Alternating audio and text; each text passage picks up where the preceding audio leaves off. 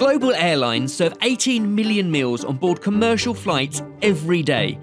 And every day, passengers encounter the same, very specific phenomenon. Once you're in the air, the way you taste food changes. So we as chefs, we have to specifically engineer and create menus to add and increase flavour profiles when eating on board. And that change shapes everything that gets served on board. How dishes are designed and seasoned, how they're cooked, transported and reheated at scale. I think those spices really come out and show when you're sitting on a plane. So, how do you design a menu that still works at 35,000 feet and still holds up when you're making thousands of meals a day? Well, we're going behind the scenes with Singapore Airlines from Heathrow to Singapore for a taste test to find out.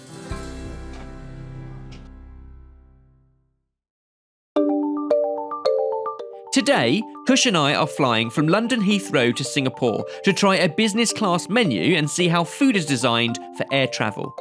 You might be wondering why food needs to be designed specifically for this environment. Well, once a plane is in the air, the cabin is pressurised to the equivalent of around 6,000 to 8,000 feet above sea level, which slightly dulls the nerves responsible for taste and smell.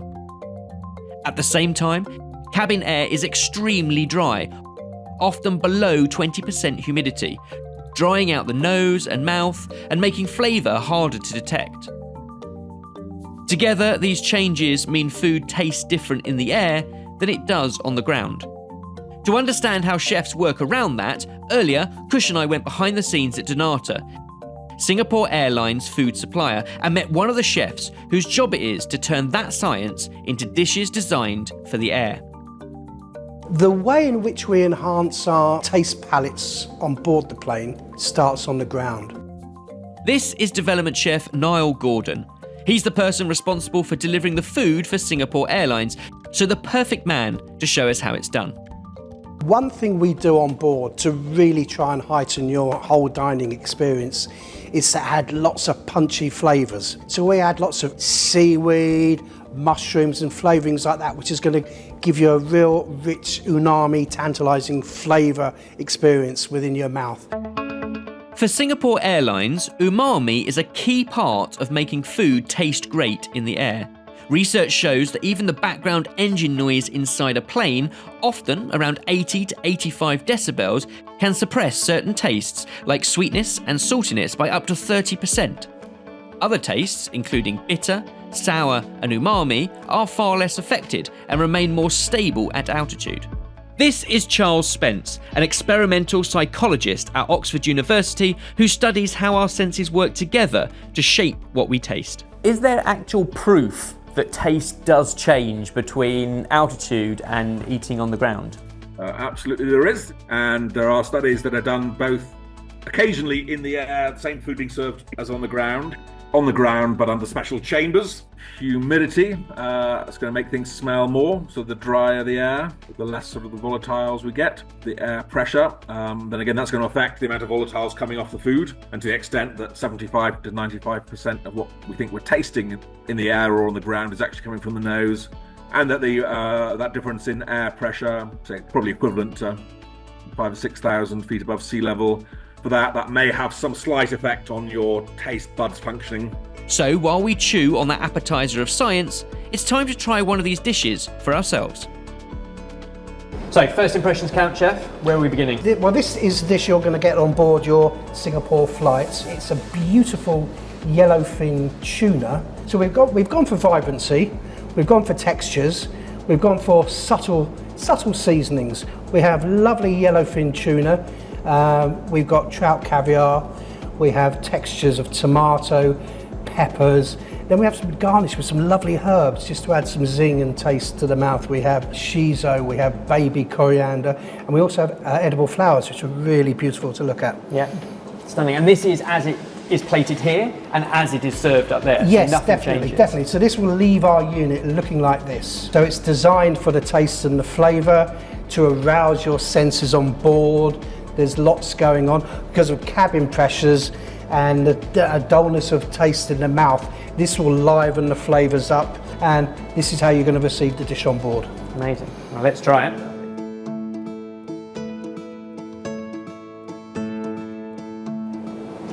the instant, it's really beautifully cold and refreshing. Yes.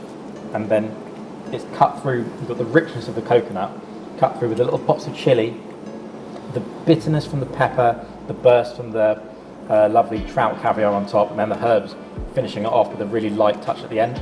As you say, it really wakes your palate up, almost like a massive amuse-bouche. Oh yeah, of full course. Of flavour. Yeah, your mouth is dancing. The flavours in there, Yeah. it's tantalising.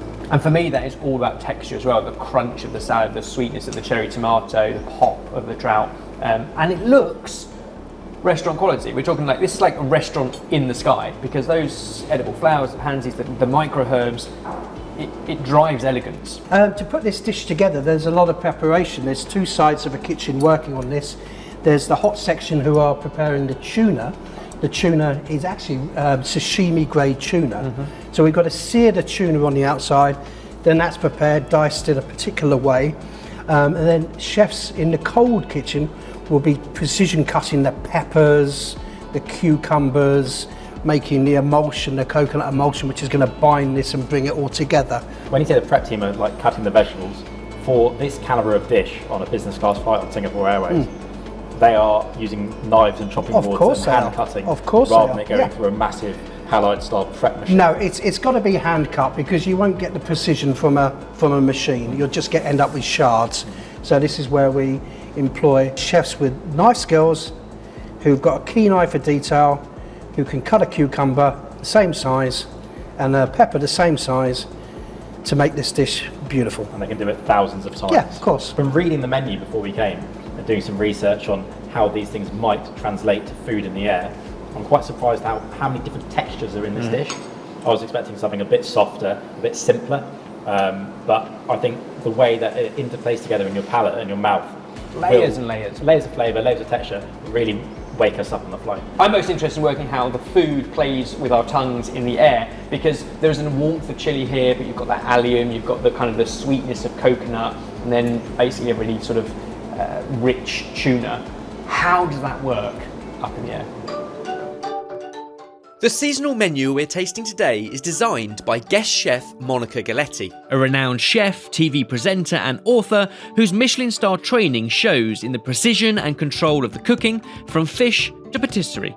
Alongside that, her Samoan heritage comes through in the seasoning, bringing bold, confident flavour to the dishes. The result is a menu rooted in seasonal British produce, designed to work not just on the plate, but also at altitude. It's all those layers. The first mouthful I get is really creamy and almost sweet and fragrant of coconut. Then you get the warmth of chili and the acidity runs all the way through it. But it kind of comes in waves. That is how I remember it on the ground. I'm getting more pop and bang.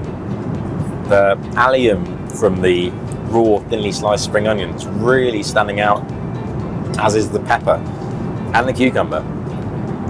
It's almost like a vegetable salad with the tuna and the salmon roast seasoning in. Quite different from on the ground, but just as delicious. This for me is vegetable forward with fish, rather than fish accentuated by vegetables. I'll have another mouthful and see. It plays to all the textures up here, but also still that warmth of chili. It's really good. It is so much crunchier. But I don't know if it sounds crunchier. I don't know if it is crunchier. Yeah, but then You know what I mean? Like, you can hear it. You said it and you hear it in your ears. I think we do. But then eating is, as they say, the organoleptic process. It's taste, smell, sight, sound, feel. So this feels crunchier because it's almost bouncing around in your head. There's already so many vibrations in the cabin. Yeah. That's just another one that's really up close. This dish works because it follows one set of rules for the air, freshness, texture and contrast engineered to survive the journey. But that is only one approach. So what happens when a chef follows a completely different set of rules? And how do our taste receptors respond to a dish built on warmth, richness and layered flavour instead? Okay, so this is the lamb Rogan Josh, and it's a particularly good entree for serving on board because it's a slow braised dish which means it's quite a wet dish. The lamb, which is diced leg of lamb, has been marinated with lots of spices, cashew nuts, purees in there, and lots of flavourings. We cook this slowly for approximately about 2.5 hours. The rest of the dish, we've got a lentil dal, a brown lentil dal with chilies, served with a raita, a vegetable jalfrezi, so a crunchy vegetable with tomatoes, coriander, ginger and spices. This dish really works well on board because it just retains moisture all out. It doesn't tend to dry out, and it always seems to be a winner. The curries always work well on board. The fork just glides through that meat. Yeah. It tastes really homely. It doesn't taste, and this is a good thing, Yeah. it doesn't taste like an Indian restaurant where I live in the middle of the countryside. No. Yeah, this is better than your standard takeaway or your curry house, in my opinion. After tasting, Kush and I have some notes to refer back to on the plane. But for now, let's see what each of us has taken away from the dish. So I've specifically focused on the lamb. It's a long, slow-cooked masala, correct spicing, and I'd say the same calibre as a high-end restaurant in central London, or your aunt cooking for you at home. Yep. And because the time and love's gone into the base, those flavours are locked in, and another half an hour and it's reheating in the air will just make it all the better. I think those spices really come out and show when you're sitting on a plane. And I've scribbled all kind of textures, so those individual fluffy grains of rice that still have a fragrance, a creamy dal laced with the ghee, and then, like I say, the lamb. The fork just glides through it. And that warming spice, as Niall says, it's seasoned for the air, so we'll see. As we know, taste is dulled in the air, and one thing you can say about good curry is that it's never dull. Now, this dish is not part of Monica's menu, but it's delicious all the same. Its flavour is built through slow cooking, spices and rich sauces, with fat and liquid carrying flavour directly to the palate. That means theoretically it relies less on delicate aromas, which we know are hard to perceive on a plane, and instead on long, slow cooking. This is exactly the kind of dish that should change the least in the air, so it makes for a strong test on how food really behaves on board. It's a smile and a smirk. It is different. Is it? It is different. Oh, wait, hello. I'm intrigued. Another mouthful.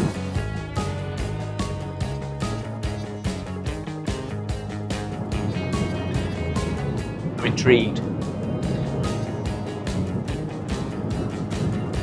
Oh yeah. It's less of almost like citrusy, cardamom-y kind of high notes. It's more rounded. So the lamb we had on the ground was just holding together because maybe the leg was a bit tougher or a bit firmer, which gave it a bit more body, where this lamb is just super fork tender, like almost falling apart. You of all people know exactly what you're talking about when it comes to Indian food, and whether that's high end, we're talking Michelin star, or like cooking for friends and family and mass catering. But the fact that super tender lamb, all the spicing and the high notes, and then haven't even tried the dal yet, but we've got the lovely little bowl here. What we did say, Just as rich as before. what we did say on the ground was the individual grains of rice, even on their own. And I remember saying, so I could just eat a bowl of that because you get all the fragrance of rice. Still, every grain, perfectly cooked, individual, it hasn't clumped. In the reheating, it hasn't gone soggy or dried out.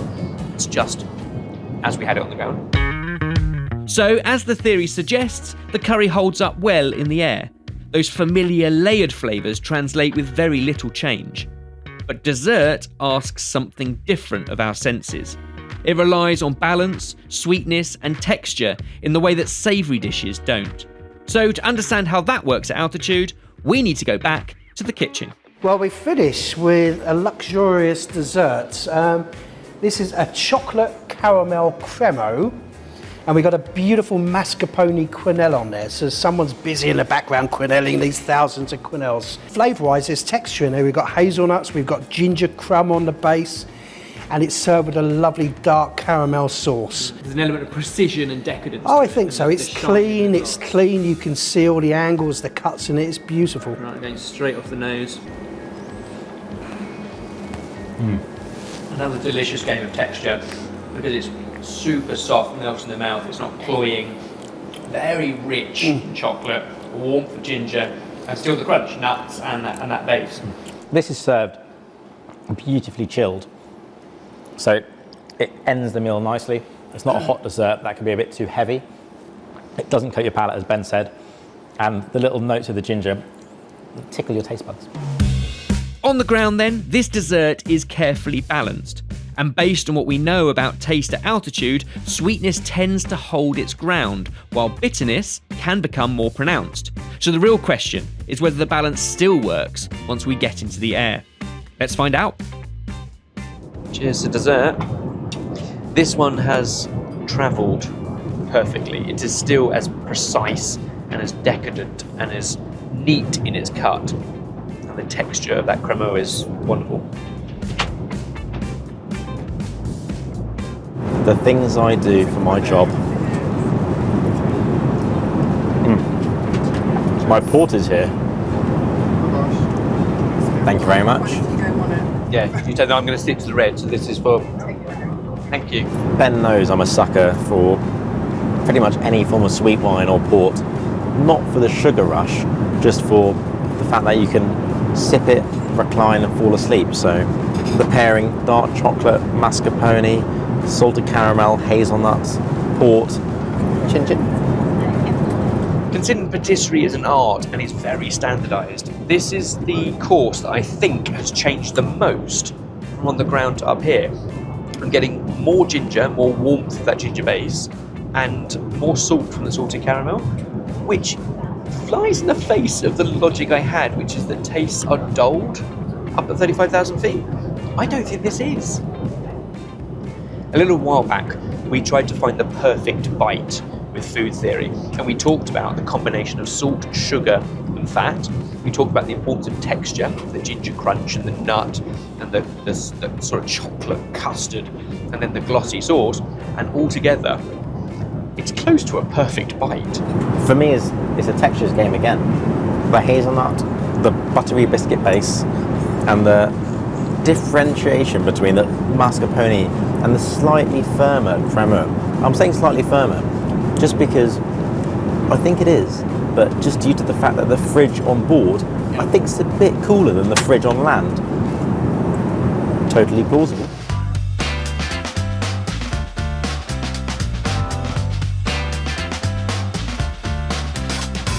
The thing with long-haul flights is it unlocks amazing travel to go and explore phenomenal cuisines. The fact that you can eat delicious food en route is case in point. At the start of this, we wanted to understand what actually happens to our taste when we fly. We now know it changes. Tastes dull, smell diminishes, and the balance of a dish shifts. What I'd never really thought about though before is how chefs respond to that and how deliberate everything has to be. The real magic is the menu engineering that accentuates every element. Nothing can be left off the plate. Texture, umami, temperature, how the food looks, even unexpected ingredients or techniques, all working harder when your senses are working differently.